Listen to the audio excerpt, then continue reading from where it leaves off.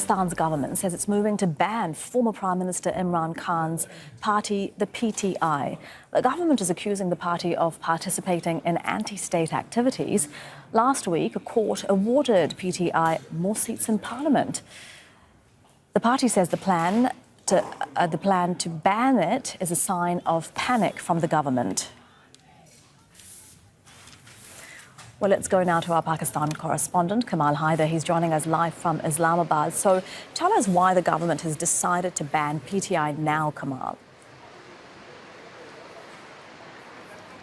Well, as you mentioned, that particular verdict from the Supreme Court, which was considered to be a major victory for the Pakistan Tehreek-e-Insaf party, this is Imran Khan's party, which by virtue of that judgment is now the largest party in parliament, and therefore the government now under tremendous pressure.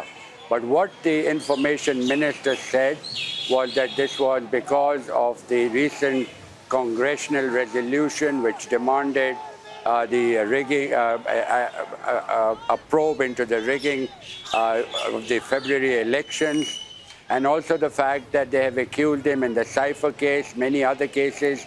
These are cases pertaining to the Official Secret Act, and he, of course, has already been given a clearance from there. So the government, it appears, as the PTI is saying, has acted hastily, because now what will happen is the government will have to call a meeting of the cabinet. The cabinet will then have 14 days in which to go to the Supreme Court. But because the Supreme Court has already stated that the Pakistan Tehreek-e-Insaf was a political party, is a political party, will remain one, it is going to be very difficult for the government to prove its case. But this, of course, will create a lot of political instability and does not augur well for Pakistan's fledgling democracy. Yeah, a lot of political instability because PTI is so immensely popular, isn't it, Kamal? What does it mean, not just for the party, but the many people who support it? Indeed. In fact, what the PTI has been saying, that the mandate of the people has been stolen. They said the election commissioner was biased.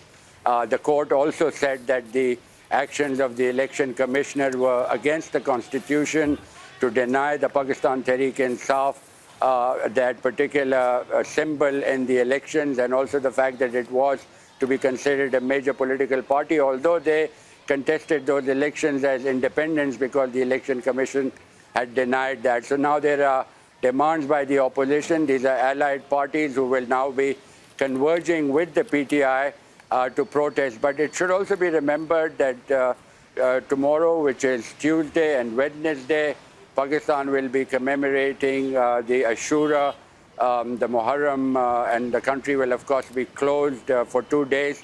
So we don't expect any immediate reaction, but what the party has said is that they will continue their struggle within the ambit of the constitution, within the legal framework, and also saying that the government was panicking.